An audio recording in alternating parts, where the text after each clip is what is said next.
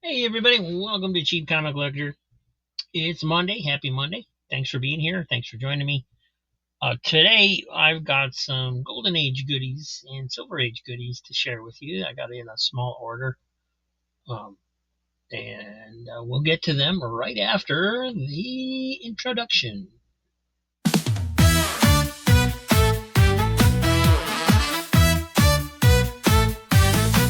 Woo! Waking up fresh, it's a brand new day. Ooh, yeah. Comic books calling, let's go and play. Hey, hey. Cheap comic deals hitting all the spots. Woo, woo. Flipping through pages, connecting the dots. Woo! Monday's the best, what can I say? Heroes and villains take the blues away. All right. Cheap comic finds, collector's delight. Woo-wee. Bright colors popping, feels so right. Yeah. Comic book Monday, let's get it straight. Cheap comic joy, don't make us wait. Flip those pages, dive in the fun. Hey. Comic book Monday has just begun. Woo!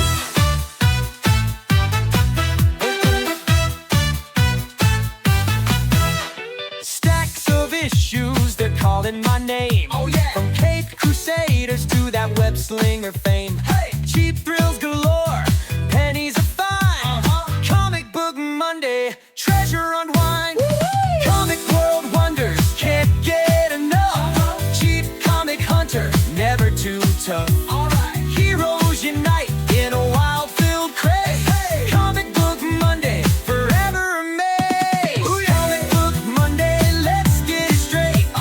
Cheap comic joy, don't make us wait. Flip those pages, dive in the fun. Hey. Comic book Monday has just begun. Woo!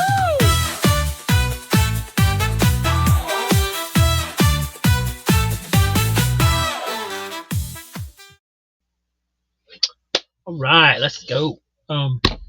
So yeah, I got in a small pile, stack. It's only this big, of Silver and Golden Age books, right around the time where the towards the end of the Golden Age, beginning of the Silver Age. So they're all right in there. Um, and I will be keeping them because I did pay up for them a little bit. It was, I mean, some of them I did get for $1, but averaging it all out, I paid $3 a piece.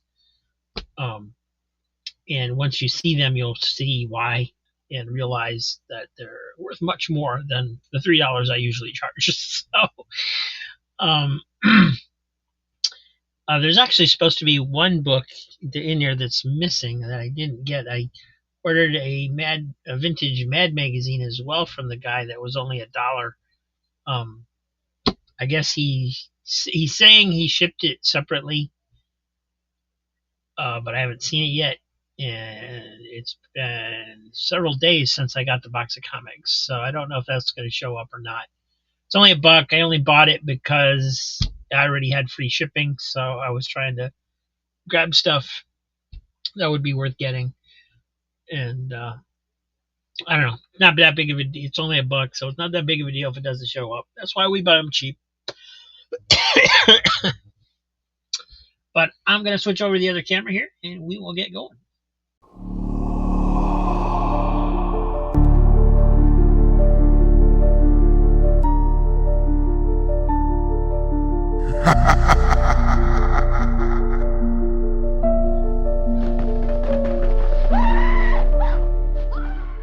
All right. Well, before we get to the Golden Age, Silver Age goodies, I did snag some books out of the boxes that came in today for my own collection. It's just filling in some runs for me. We've got Batman number 394. Needed that one. Batman 303. I needed that one. And I don't think anybody will be too upset about missing out on this one because it is very, very worn. But that's okay. I like them that way. Also got some staining and dye and stuff on the top. So, but if I can get them for cheap, that's okay with me. A couple more issues for my Infinity Ink run, number 52. Number 49, The Sandman. And for some reason, this was not in my collection. It's relatively recent. I had all the issues around it. Detective Comics 639. So that fills in a nice little gap. And Secret Origins number 45, Murphy Anderson cover. Secret Origins 39. And Secret Origins 11. So those filled in quite a bit of ones that I was missing. Still need several more, especially later ones. But we'll get there. Terry Ordway cover on that one. Very nice. And surprisingly, I did not have a complete set of Secrets of the Legion of Superheroes. I guess they keep getting bought. And this one was pretty well damaged. It's got tape or something on the cover up here that goes through. Yeah, somebody actually taped over the top of this, and the tape is still there. So anyway, number 1 and number 2. I had number 3, so I now have a complete set of those.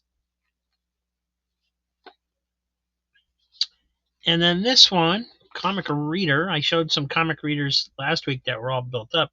As you can see, this is a later one. This is from 1981. It became comic sized, slightly bigger than comic sized, but it's the same basic format. This front cover is by Don Newton and Joe Rubinstein. And then you got a early Mike Mignola work on the back. And it's pretty much the same thing. It's got some industry news. It's got mostly comic previews. There's a couple articles in here, some book reviews. The major difference in this one is there's a lot of comic strips, because by this time Menominee Falls Gazette had shut down. And so I don't know if they needed to still have something to send to subscribers, or if they just wanted to continue it, or what the deal was. But it all got absorbed into Comic Reader. So those are pretty cool. I started reading a little bit through this, and one thing that caught my eye was one of the news items. This is 1981, and it says, Roy Thomas's Barbarian Indian book has finally gotten a name and an art team. Blood Wolf, Son of Thunder. Blood Wolf, Son of Thunder? Really? Okay. I guess that was the working title. So this one's cool because I actually got this one free. A lot of times on the show that I get some of these books from on Whatnot, they will, if they come across a comic that's particularly low grade, they will ask if anybody wants it for free. And the son of the owners took over for a bit while his mom took a break. And when he came across this, he said, "Oh, this is in low grade. Anybody want it for free?" And of course, I said yes. But there really isn't in that low grade. It's got some rub on the front because it's newsprint. But I think because it wasn't a slick cover, he may have thought it was a coverless comic, and because it's by no means in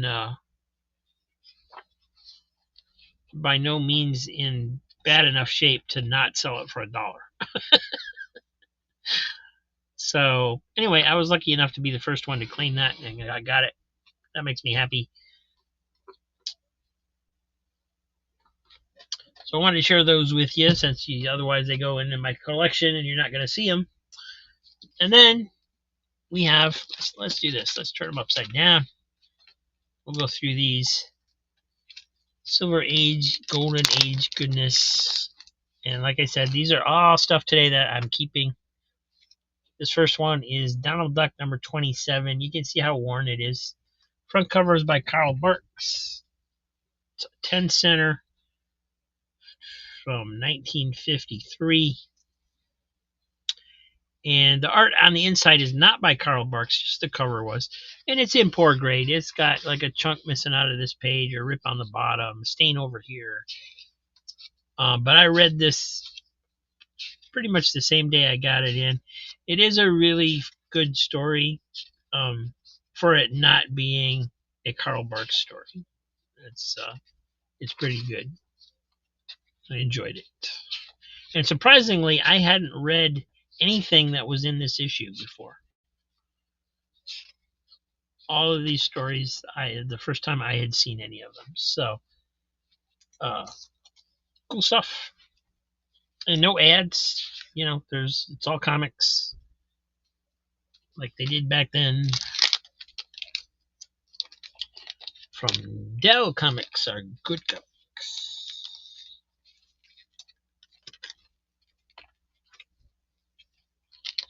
And then the next one is Walt Scott's The Little People Under the Sea. Dell 4-color 633. It is from 1950, also from 1953. And it was okay. I read this one too, and I never read The Little People before. It's very much a children's story. With Donald Duck and stuff, I mean, it's basically a children's story too, but you have the overtones of, greed and so on and so forth. And this is very much in the spirit of a children's storybook type story, except it's comics. Charming drawings. And I didn't really know what to expect from these because I just never read them before. So, kind of on the order of Smurfs, or not quite, but that kind of thing. Brownies, Little People, Smurfs, whatever. Then we have Gunsmoke, number 720. So this is 4-color 720, and I believe this is the second issue that they had of Gunsmoke. So fold over down there on the corner, got bent in the bag. Very early on, the introductory sequence in here is the old introduction that they used on the TV show. I'm Matt Dillon, U.S. Marshal. Lawmen need sharp eyes and steady nerves in wide open Dodge City, where a man walking outside needs eyes in the back of his head. So that kind of stuff, That's what it says. I was just reading it. And the artwork is just kind of typical Western. It's okay. Doesn't really look like the characters in the show. I don't know if that changed later. This being an early issue, they wouldn't have necessarily known for sure what the actors were going to look like. Story is continued onto the inside back page. And then there's a Juicy Fruit gum ad on the inside, or on the outside cover.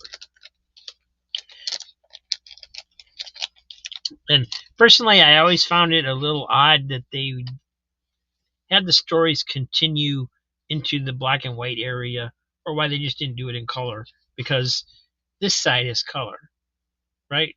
It's printed the same press, same page. It's all one piece, but the insides were always black and white.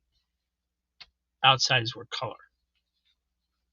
I don't know if that was a significant savings or what the deal was, but it's always weird to go through a story and then all of a sudden it hits black and white.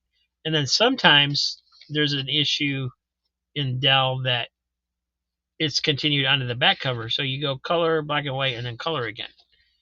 And it's just a little odd when you're reading through the story. But fun stuff. In decent shape, too. They're not, they're beaters, but they're not falling apart beaters. Flying Age Range Rider. I'm not familiar with this show. This is also from Dell. 10 center. Cute cover.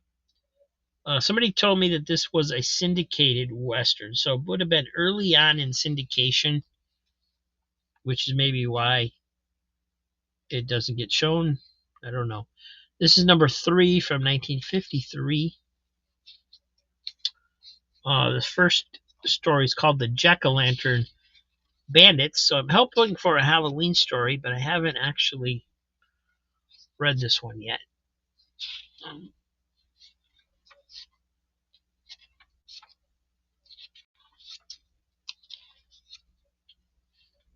Looks like they just used jack-o'-lantern masks. Don't see any other references to Halloween, really.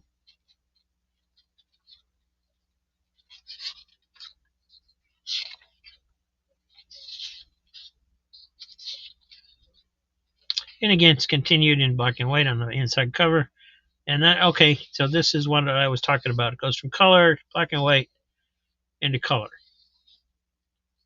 But this is the same page. Why is it not color on this side? I don't understand. Life's greatest mysteries.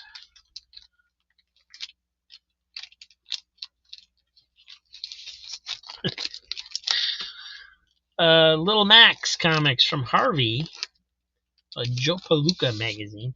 Not familiar with Little Max. I've read a little Joe Palooka in the comic strip form. Don't remember there being Little Max, so he might have came later after what I read, but obviously a spin-off character. This is number 43, 1956. The first story is called Little Max in the Three Little Pigs. Great cartoon wolf. Really like the way he's drawn here.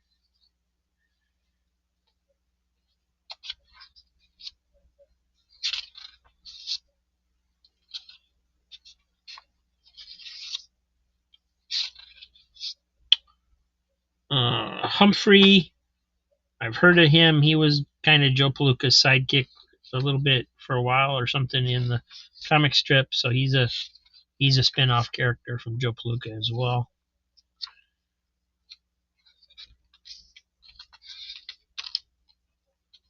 I got some puzzle page, and then this is the kind of stuff I read. Yeah, so this is actually like a Sunday page or something as it appeared in the newspapers.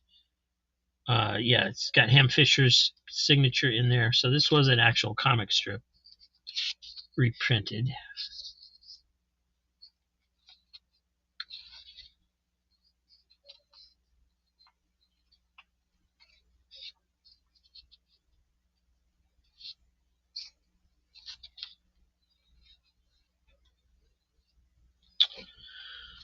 Very cool. And I've never had a Little Max comic before. That's the first one of those for me. Next up, whatever it is, it's got a date stamp on the back.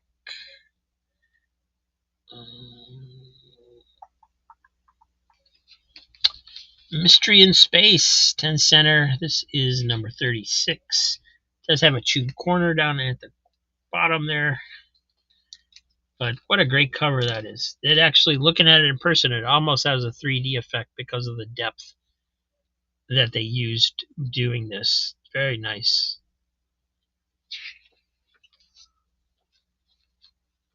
This one is from 1957.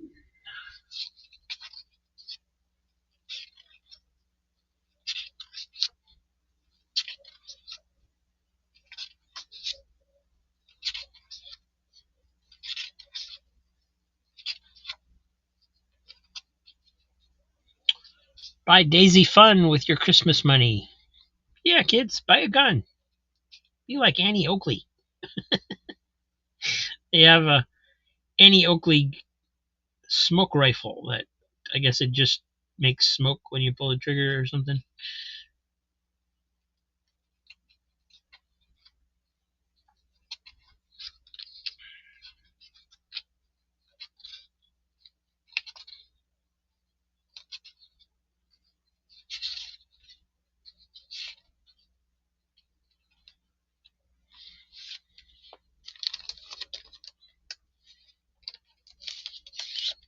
Very cool. And this one is Daffy Duck, 4-color 457. I love this cover. I don't know, something about the colors and the layout of it. I really, really like how Daffy is so close up.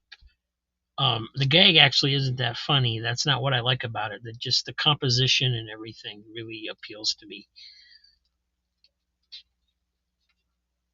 This one is 1953 as well.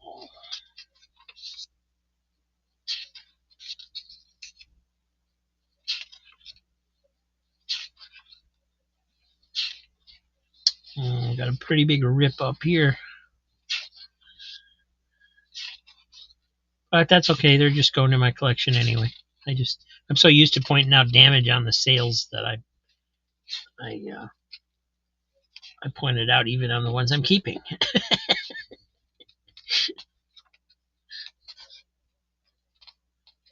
Very cool. And when they do the black and white and it's just a gag, I don't mind. It's when it goes from color into black and white that you're reading the same story that just kind of bugs me a little bit.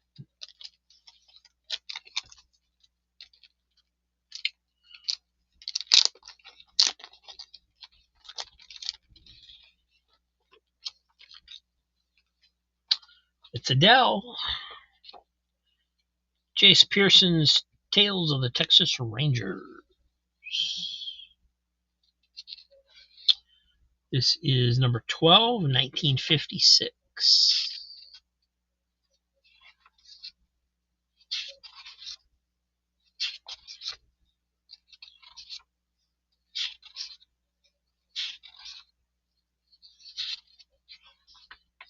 I like how they drew the sorry, I got a tape snag on the back of that bag. Stick them. There we go. I like how they drew the cow overhanging the panel. That's cool. That's unusual for them to do that kind of thing back then. They did a little bit here with the guy's shoe and brush there too, so that's cool.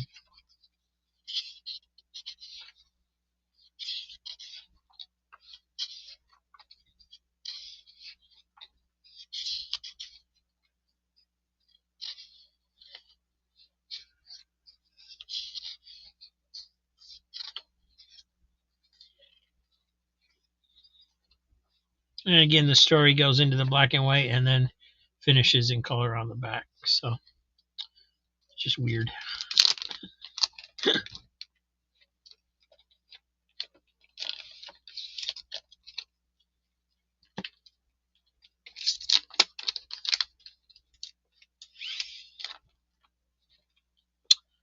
Another Dell, Annie Oakley and Tags is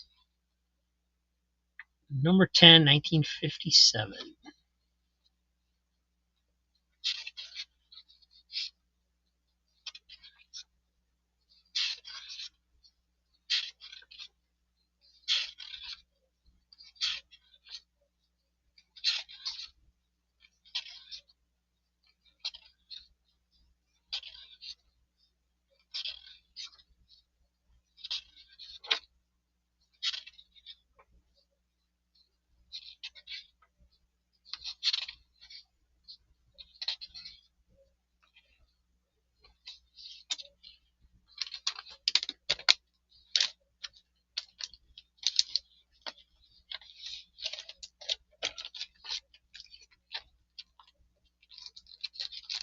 And then lastly,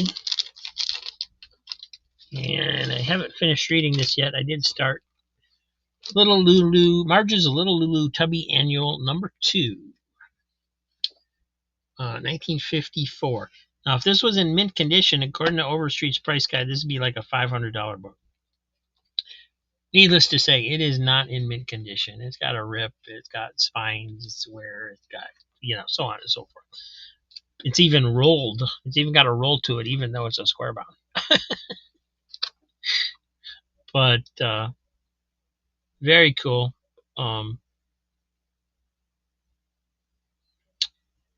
Back when, at one point in my collecting days pre-YouTube, I was buying Dell Giants off of eBay, and I would pay up to like $10 if I could find one. Usually they went for a lot more than that, so I had to hunt to get them that cheap. But I did find some. That's where I got most of my Disney ones from. I wasn't usually willing to go that high if it wasn't a Disney one at that time.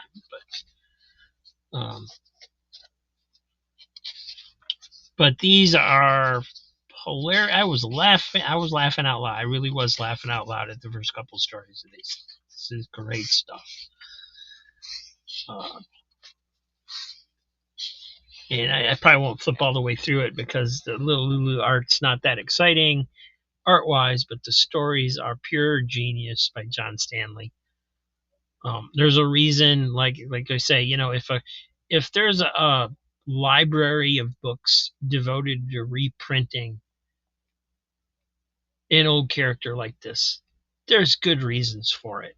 This is wonderful, wonderful stuff. And if you've never read it, there's a major chunk missing out of that page that affects art, but not word balloons, so it's still readable, I guess. But anyway, yeah, this is, Carl Barks Library, John Stanley Library, Floyd Gottfredson Library. I think there's one devoted to Pogo. Not so much Walt Kelly as Pogo. And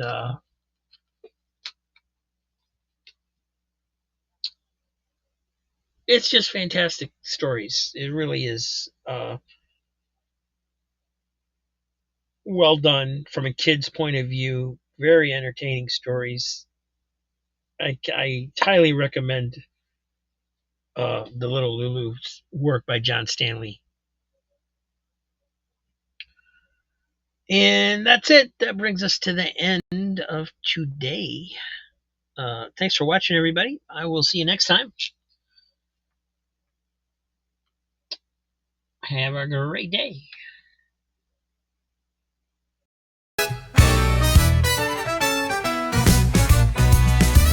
The trumpets shout and the trombone glide. I found my crew on this crazy ride. Turns his wounds wail like a midnight train. Thank you, super friends, you keep me sane. Oh, thank you, super friends. You've got my back through the twists and bends, in a world that spins and never ends. Thank you, super friends. The drummer kicks with a thunderous beat. We march together, no retreat.